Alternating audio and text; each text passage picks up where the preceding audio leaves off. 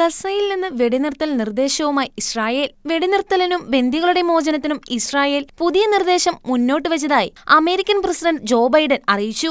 അതേസമയം 3 ഘട്ടങ്ങളായുള്ള വെടിനിർത്തൽ കരാറിന്റെ കരടുരൂപം ഖത്തർ വഴി ഇസ്രായേൽ ഹമാസിന് കൈമാറിയെന്നും ബൈഡൻ പറഞ്ഞു. 6 ആഴ്ച നീണ്ടു നിൽക്കുന്നതാണ് ആദ്യഘട്ടം.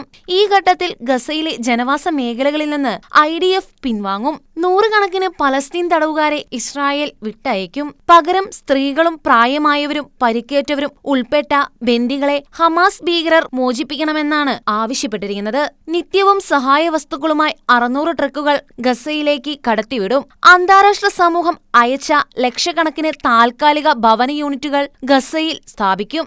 ആദ്യഘട്ട വേളയിൽ ഇരുപക്ഷവും തമ്മിൽ ചർച്ച വിജയിച്ചാൽ തുടർ ഘട്ടങ്ങളിലേക്ക് നീങ്ങുമെന്നും ബൈഡൻ പറഞ്ഞു. 2ാം ഘട്ടത്തിൽ പുരുഷന്മാരായ സൈനികർ ഉൾപ്പെടെ ബാക്കിയുള്ള എല്ലാ ബന്ദികളുടെയും മോചനവും ഗസയിൽ നിന്ന് ഇസ്രായേൽ സേനയുടെ പൂർണ്ണ പിൻവാങ്ങലുമാണ് ഉൾപ്പെടുത്തിയിരിക്കുന്നത്.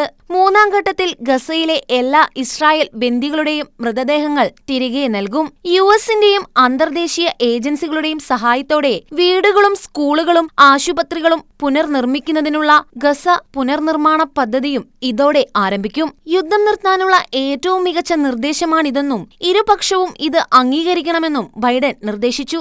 യൂറോപ്യൻ യൂണിയനും വിവിധ രാജ്യങ്ങളും പുതിയ വെടിനിർത്തൽ നിർദ്ദേശഘട്ടങ്ങളെ സ്വാഗതം ചെയ്തു.